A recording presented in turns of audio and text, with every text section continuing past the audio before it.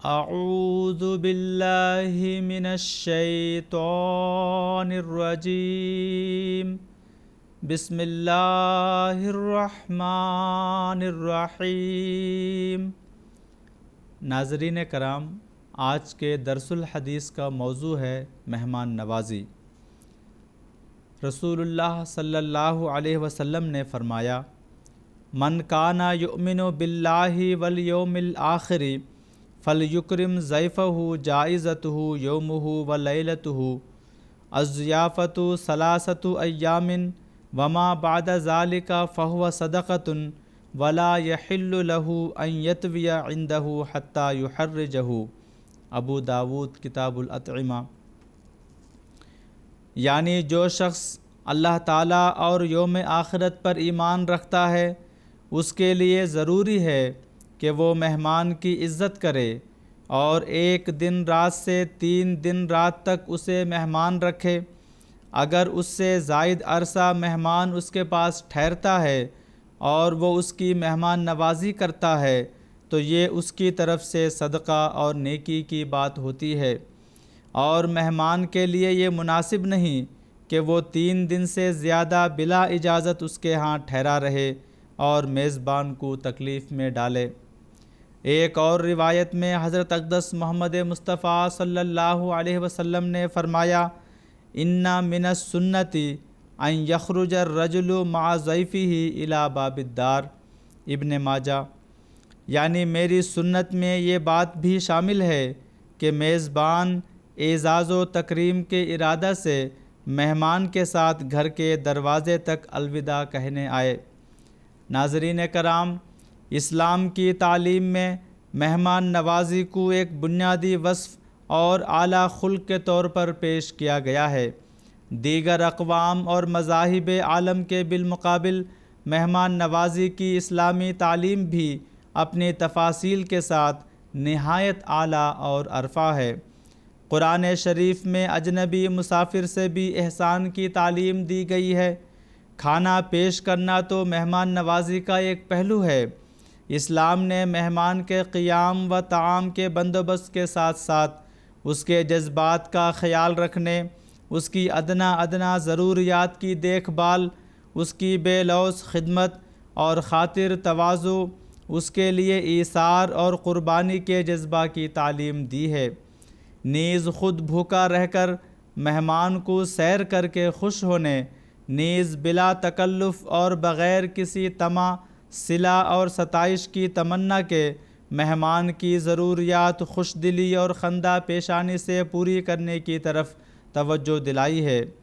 ہمارے آقا سید و مولا حضرت اقدس محمد مصطفیٰ صلی اللہ علیہ وسلم نے مہمان نوازی کو ایمان کی علامت ٹھہرایا ہے، اور حق یہ ہے کہ سب سے بڑھ کر یہ خلق آپ کے اندر پایا جاتا تھا۔ حضور صلی اللہ علیہ وسلم کے ہاں بہت کثرت سے ملک کے گوشے گوشے سے مہمان آیا کرتے تھے۔ آپ خود ان کے لیے کھانے اور رہائش وغیرہ کا انتظام فرماتے تھے۔ چنانچہ ایک دفعہ ایک یہودی آپ کے پاس مہمان ٹھہرا۔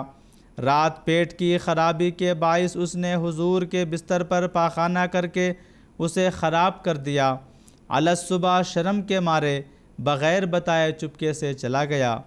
جلدی میں اپنی تلوار بھول گیا۔ جب آگے جا کر اسے یاد آیا تو تلوار لینے واپس آیا۔ کیا دیکھتا ہے کہ آن حضرت صلی اللہ علیہ وسلم بنفس نفیس اس کا گند بھرا بستر خود دھو رہے تھے۔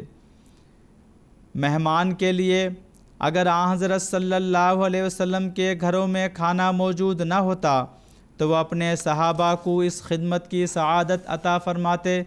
اس ضمن میں احادیث کی کتب میں بہت لطیف واقعات کا ذکر ہے جن سے مہمان کی خدمت اور اس کے اکرام کا سبق ملتا ہے۔ ایک دفعہ ایک انصاری حضرت ابو طلحہ رضی اللہ تعالی عنہ کے ہاں صرف بچوں کے لیے کھانا تھا جو انہوں نے آن حضرت صلی اللہ علیہ وسلم کے مہمان کے لیے پیش کر دیا، اور ان کی بیوی حضرت ام سلیم رضی اللہ تعالی عنہا نے بچوں کو بھوکا ہی سلا کر پھر چراغ درست کرنے کے بہانے اٹھیں اور جا کر چراغ بجھا دیا۔ اور پھر دونوں مہمان کے ساتھ بیٹھے بظاہر کھانا کھانے کی آوازیں نکالتے رہے تاکہ مہمان سمجھے کہ میزبان بھی میرے ساتھ بیٹھے کھانا کھا رہے ہیں۔ اس طرح مہمان نے پیٹ بھر کر کھانا کھایا اور وہ خود بھوکے سو رہے۔ صبح جب وہ انصاری حضرت صلی اللہ علیہ وسلم کی خدمت میں حاضر ہوا تو آپ نے ہنس کر فرمایا کہ تمہاری رات کی تدبیر سے تو اللہ بھی ہنسا۔ بخاری کتاب المناقب۔ امام الزمان سیدنا حضرت مسیح موعود علیہ السلام بھی اپنے آقا و مطاع کی پیروی میں مہمان نوازی کے اعلیٰ معیار پر فائز تھے۔ اللہ تعالیٰ نے قبل از وقت آپ کو آنے والی مخلوق کی خبر دی تھی اور فرمایا تھا لا تسعر لخلق اللہ ولا تسأم من الناس۔ اسی لیے ہم دیکھتے ہیں کہ ایک موقع پر حضرت اماں جان رضی اللہ تعالی عنہا کو آپ ایک کبوتر اور کبوتری کی مہمان نوازی کی کہانی سنا کر حوصلہ بڑھاتے ہیں کہ مہمانوں کی کثرت ہوگی، گھبرانا نہیں۔ ڈاکٹر عبداللہ صاحب نو مسلم کو آپ نے اپنے دستے مبارک سے لا کر لسی پلائی۔ مولوی علی احمد بھاگلپوری کہتے ہیں کہ جب میں قادیان آیا تو حضور علیہ السلام نے خود مہمان خانہ کے محتمم کو میری راحت کا خیال رکھنے کی سخت تاکید فرمائی۔ اسی طرح مولوی حسن علی صاحب جو ابھی بیعت بھی نہیں کیے تھے کے لیے آپ گرداسپور سے پان منگوا کر دیتے ہیں۔ حضرت میر حامد شاہ صاحب کہتے ہیں کہ جب میں قادیان سے واپس جانے لگا تو حضور اپنے ہاتھ سے دودھ کا بھرا ہوا لوٹا لا کر خود دودھ گلاس میں ڈال کر دیا۔ منشی عبدالحق صاحب نو مسلم جب رخصت ہونے لگے تو حضور ان کو الوداع کہنے کے لیے 3 میل تک گئے۔ ابوالکلام آزاد کے بڑے بھائی ابو نصر کہتے ہیں کہ مرزا صاحب نے خود میرے لیے دودھ اور پاؤ روٹی تجویز فرمائی۔ غرض اپنوں اور غیروں کی مہمان نوازی کے بے شمار واقعات ہمیں ملتے ہیں۔ آپ علیہ السلام اپنے منظوم کلام میں فرماتے ہیں مہمان جو کر کے الفت آئے بصد محبت، دل کو ہوئی فرحت اور جاں کو میری راحت، پر دل کو پہنچے غم جب یاد آئے وقت رخصت، یہ روز کر مبارک سبحان من یرانی۔ سیدنا حضرت خلیفۃ المسیح الخامس ایدہ اللہ تعالی بنصرہ العزیز فرماتے ہیں اللہ تعالی ہمیں مہمان نوازی کی اہمیت بتاتے ہوئے قرآن کریم میں حضرت ابراہیم علیہ السلام کے مہمانوں کا ذکر فرماتا ہے کہ جب حضرت ابراہیم علیہ السلام کے پاس مہمان آئے تو پہلا اور فوری رد عمل خوش آمدید کہنے اور سلامتی کی دعاؤں کے بعد جو انہوں نے دکھایا وہ یہ تھا کہ ان کے لیے فوری طور پر کھانا تیار کروایا۔ پس یہ بات یاد رکھنی چاہیے کہ کسی بھی رنگ میں مہمان کو کوئی تکلیف پہنچے تو یہ میزبان کے لیے شرمندگی اور رسوائی کا باعث ہے۔